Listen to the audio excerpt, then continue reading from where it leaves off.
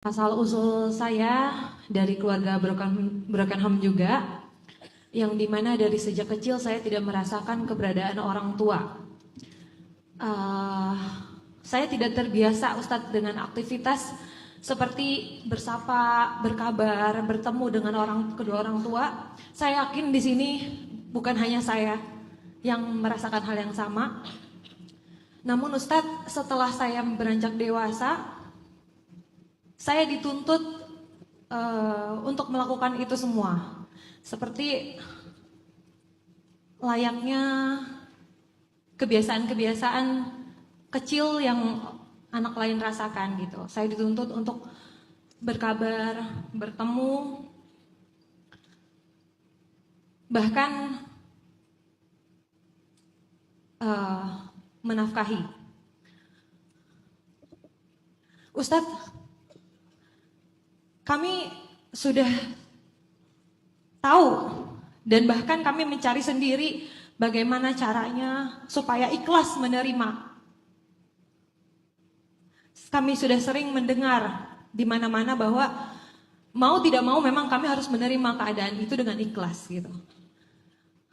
Salah satunya, Ustadz, saya tetap menjalankan kewajiban saya sebagai seorang anak. Saya tetap menafkahi kedua orang tua saya yang sudah berpisah, yang dimana itu pun bukan kewajiban saya sebagai anak perempuan. Apalagi saya seorang janda, tidak memiliki suami. Salah satunya adalah dengan menjaga jarak, Ustadz. Saya menjaga jarak saya, namun saya tetap menjalani kewajiban dan memberikan yang mereka inginkan. Namun selalu saja kurang, Ustadz. Selalu saja kurang. Tidak pernah berbicara langsung ke saya, tapi saya mendengarnya dari keluarga lain atau dari orang lain gitu. Contohnya seperti saya tidak pernah pulang karena saya merasa itu bukan rumah saya, Ustadz. Saya betul-betul dari bayi tidak merasakan kehadiran mereka, jadi susah buat saya gitu untuk seperti lebaran pulang. Jadi saya tetap memilih di Jakarta bersama anak saya gitu. Dan saya pernah mendengar mereka bilang saya durhaka gitu. Itu cukup menggores hati saya, Ustadz, karena bagi saya memaafkan mereka pun itu susah, tapi saya lakukan gitu. Ustadz, sekali lagi, kita sudah sering mendengar nasihat-nasihat untuk para anak-anak. Pertanyaannya adalah, adakah Ustadz sedikit nasihat untuk para orang tua, setidaknya supaya paham juga kondisi kita? Terima kasih, Ustadz. Sebetulnya nggak sedikit sih nasihat tentang orang tua di luar sana tuh banyak sekali ya. Cuman mungkin karena orang tua ini lebih aktif dalam nge-repost, maka yang muncul di FYP nasihat anaknya kali ya. Padahal harusnya nasihat tentang orang tua juga nggak sedikit, banyak banget di luar sana. Al-Quran, hadis selalu adil dalam memberi nasihat tentang suami, tentang istri, tentang orang tua, tentang anak, tentang tetangga, tentang saudara, kakak adik, dan semuanya. Jadi nggak ada yang berat sebelah itu nggak ada dalam Islam. Mungkin karena orang tua jarang, ya mungkin faktornya mungkin karena anak jarang bertanya tentang orang tuanya, atau karena yang berceramahnya adalah orang tua, jadi banyak ngasih nasihat ke anak-anak. Tapi yang jelas dalam Al-Quran, dalam hadis, dalam Islam, nasihat terhadap orang tua itu nggak sedikit juga. Bahkan panduan menjadi orang tua, ilmu parenting dalam Al-Quran itu banyak sekali. Kita bisa belajar ilmu parentingnya Nabi Yakub di surat Yusuf, belajar ilmu parentingnya Imran di surat Ali Imran, belajar ilmu parentingnya Ibrahim juga di surat Ali Imran, belajar ilmu parentingnya Zakaria di surat Maryam, belajar ilmu parentingnya ayah dan bundanya Musa di surat Toha dan di surat Al-Qasas. Banyak ayat-ayat tentang parenting di dalam Al-Quran yang menjadi nasihat bagi orang tua. Gak kurang. Begitu juga dengan hadis. Salah satu yang paling umum adalah kata Nabi, kullukum ra'in wa kullukum mas'ulun an ra'iyatih. Semua kalian itu adalah pemimpin dan kalian bertanggung jawab terhadap apa yang kalian pimpin. Seorang suami bertanggung jawab terhadap istrinya, seorang ayah bertanggung jawab terhadap anaknya dan seterusnya. Itu kan nasihat yang walaupun bentuknya secara umum salah satunya kepada orang tua.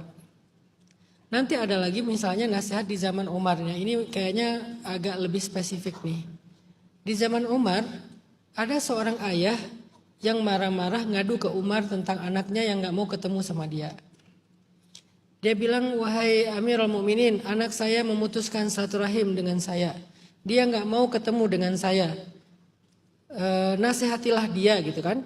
Akhirnya Umar memanggil anak itu. Zaman dulu presiden masih ngurus yang kayak gini-gini.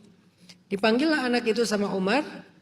Umar nanya, kamu kenapa gak mau silaturahim sama ayah kamu? Kenapa kamu marah kepada ayah kamu? Kenapa kamu keras kepada ayah kamu? Anak ini kemudian balik bertanya, ya Amirul Mukminin, selain anak bisa durhaka kepada orang tua, apakah orang tua dalam Islam bisa durhaka kepada anak? Kata Amirul Mukminin Umar, ya bisa. Cuman jarang didengar ya di Indonesia ya, bahwa orang tua juga bisa durhaka kepada anak kan? Ya karena yang ceramahnya orang tua kali. Kalau yang ceramahnya anak-anak mungkin ada tuh nanti ceramah khusus orang tua yang durhaka kepada anak. Jadi selain anak memang bisa banget durhaka sama ibu dan ayahnya, tapi orang tua juga ternyata bisa durhaka sama anaknya. Kapan orang tua durhaka kepada anak, kata pemuda ini, kata Umar, dalam 3 kondisi. 1, dia tidak mencarikan ibu atau ayah yang solih untuk calon anaknya. Yang kedua, dia memanggil atau memberi nama yang buruk kepada anaknya. Dan yang ketiga, dia memberikan nafkah dari harta yang haram kepada anaknya. Berarti orang tua ini durhaka kepada anaknya. Kemudian anak muda ini bilang, ya Amirul Mukminin, ayah saya memberikan saya seorang ibu ahli zina. Jadi si bapaknya dulu menikah dengan seorang perempuan pezina yang belum bertobat. Kalau udah bertobat kan namanya bukan pezina kan. Karena orang yang sudah bertobat dari dosa seperti tidak berbuat dosa. Tapi ini masih berzina. Jadi perempuan yang gak baik-baik. Ibu saya seorang perempuan yang tidak baik-baik. Dia melakukan dosa zina. Jadi saya anak seorang perempuan yang ahli zina. Kemudian ayah saya memberi saya nama yang artinya buruk sekali dan memanggil saya dengan nama yang buruk. Yang ketiga, ayah saya memberikan saya harta dari harta yang haram. Akhirnya Umar marah, dipanggillah ayahnya dan kemudian ayahnya pun dihukum dengan cara dicambuk sampai dia sadar. Ini menunjukkan bahwa ternyata orang tua juga bisa durhaka kepada anak.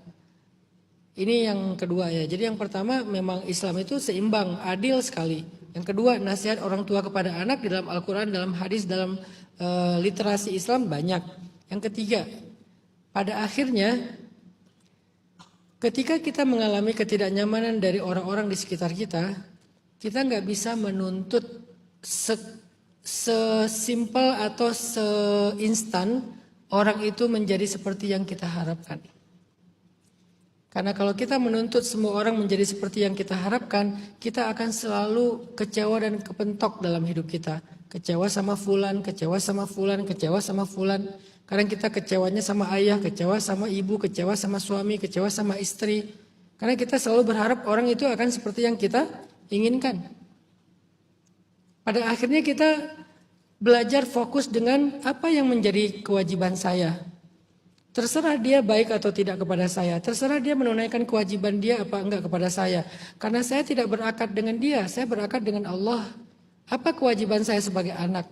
Apa kewajiban saya sebagai istri? Apa kewajiban saya sebagai suami? Kadang kita perlu agak sedikit fokus ke sana. Itu yang di zoom in. Karena kalau kita fokusnya kepada harusnya kan dia begini, harusnya kan dia begitu, kita capek sendiri. Karena mengharapkan seseorang berubah itu nggak mudah loh. Apalagi orangnya bukan orang yang ngerti agama, bukan orang yang insaf, bukan orang yang adil. Kadang-kadang orangnya dikuasai ego, dikuasai amarah, dikuasai kebodohannya, dikuasai hawa nafsunya. Berharap orang-orang kayak gini berubah itu capek. Lalu gimana biar kita tetap istiqomah? Apakah kita akan memberikan syarat bahwa kita akan istiqomah kalau mereka berubah? Maka kapan kita akan istiqomah? Ternyata cara biar kita lebih istiqomah, lebih konsisten dalam kebaikan, kita fokus aja dengan diri kita. Gimana cara saya diridhoi Allah sebagai anak? Gimana cara saya diridhoi Allah sebagai istri? Gimana cara saya diridhoi Allah sebagai suami? Dan seterusnya, sebagai ayah, sebagai ibu. Terserah anak saya durhaka kek, terserah suami saya begini kek, terserah istri saya begitu kek, terserah orang tua saya begini dan begitu dan seterusnya. Gimana cara saya menjadi orang yang diridhoi Allah as a father, mother, husband, wife, son, daughter dan segala macam ya. Itu mah yang penting fokusnya ke kita aja gitu. Kalau kita bisa fokus dengan tugas kita, tanggung jawab kita dan berakad dengan Allah, ya Allah saya sudah tunaikan loh ya tugas saya sebagai anak perempuan, anak laki-laki, sebagai saudara, kakak, adik. Ya Allah saya sudah tunaikan kewajiban saya, semoga Engkau ridho kepada saya. Baru nanti Allah akan membahagiakan kita dengan caranya. Ketika kita nggak bisa dibahagiakan oleh manusia, yakinlah Allah akan membahagiakan kita. Syaratnya satu tadi, cari ridho Allah dengan peran kita sebagai apapun dalam hidup. Karena kalau kita berharap manusia yang membahagiakan kita, mencari ridho manusia, itu seperti mencari sesuatu yang sulit sekali ditemukan. Maka jangan ke sana fokusnya.